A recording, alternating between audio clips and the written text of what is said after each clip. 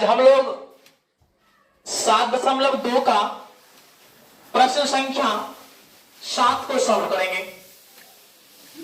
और देखिए कैसे हम लोग सॉल्व करते हैं। पहले सवाल को पढ़ लेते हैं।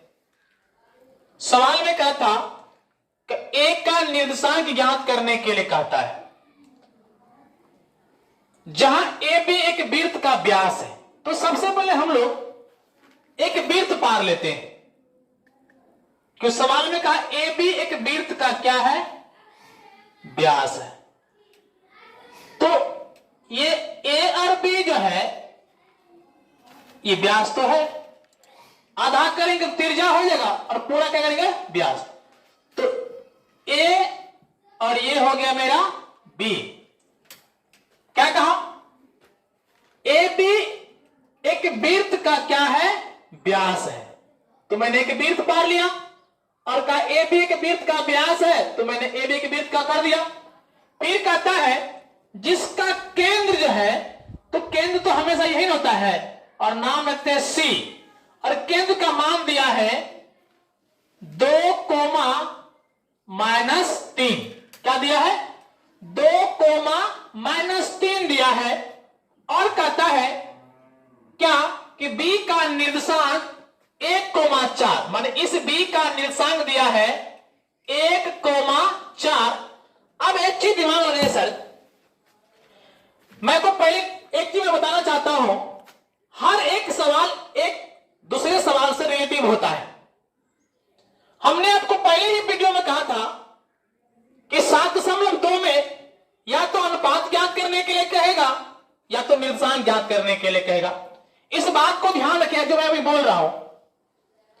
जिस सवाल में निर्देशांक ज्ञात करने के लिए कहेगा वहां पे अनुपात का मान दिया रहेगा, इतना याद रखिएगा। वहां पे अनुपात का मान दिया रहेगा और ए का निर्देशांक और बी का निर्देशांक दोनों दिया रहेगा। और अगर वहां पे अनुपात का मान दिया है तो निर्देशांक ज्ञात करने के लिए कहेगा।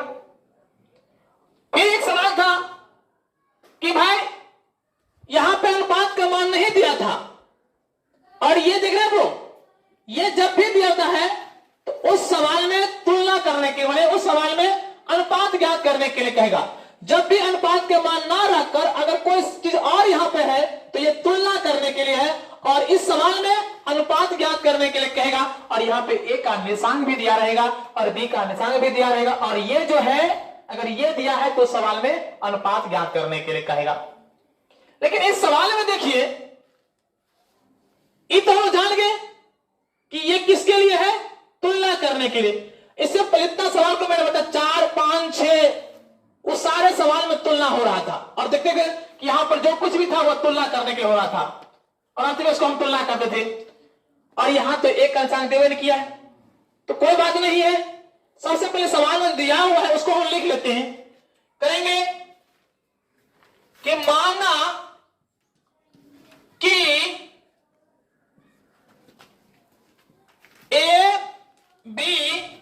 ए और बी क्या है, तो वृत्त का व्यास है। ए बी वृत्त का व्यास है, ये तो समझ में करते हैं। ए और बी क्या है, तो वृत्त का व्यास है। और क्या है, सी क्या है, जिसका केंद्र क्या है, सी है, जिसका केंद्र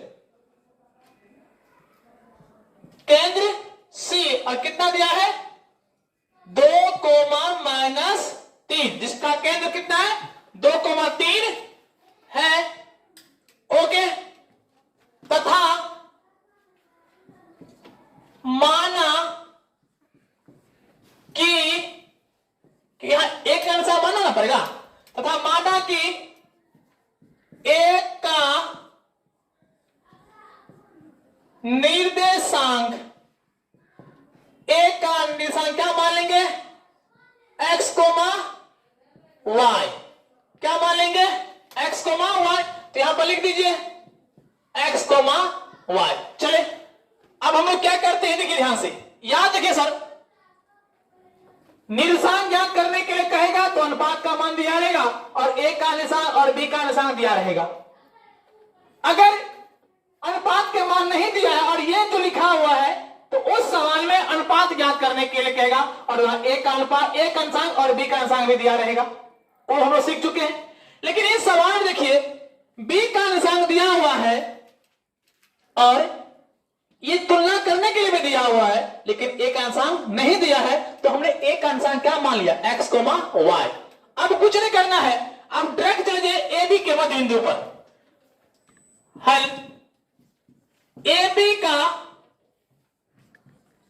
का मध्य बिंदु, ए बी का मध्य बिंदु, तो भाई साहब मध्य बिंदु क्या होता है, फॉर्मूला सबको पता है कि x1 प्लस x2 बट्टा 2, y1 प्लस y2 बट्टा 2, यही ना होता है मध्य बिंदु का फॉर्मूला।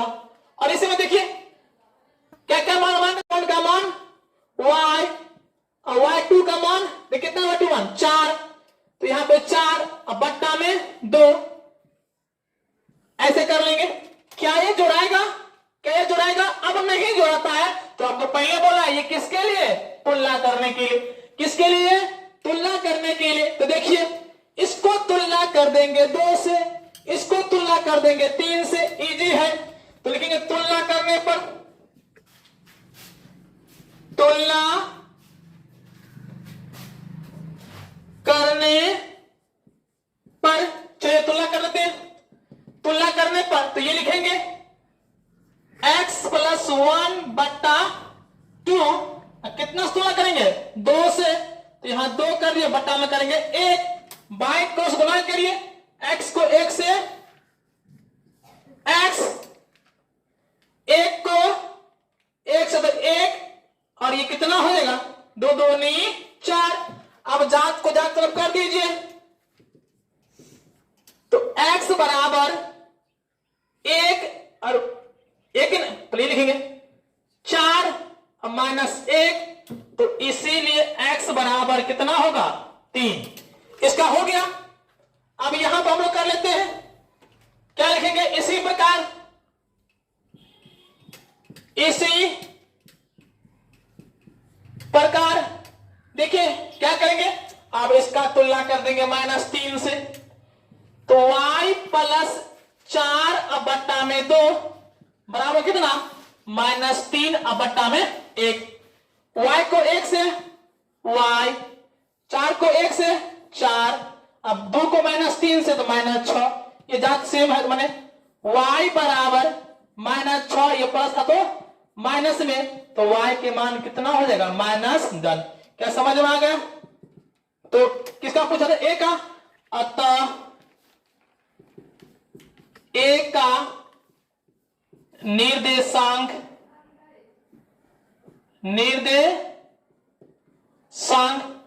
x कोमा y था ना, जो मान था, इसका मान कितना आया है 3 कोमा कितना -10, यही मेरा हो गया आंसर।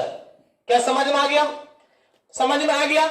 अगर समझ में आता होगा तो एक सवाल मैं दे रहा हूं और आप लोग कमेंट में इसका आंसर बताइएगा। यहां फिगर भी हम पार देते हैं, ये वृत्त है,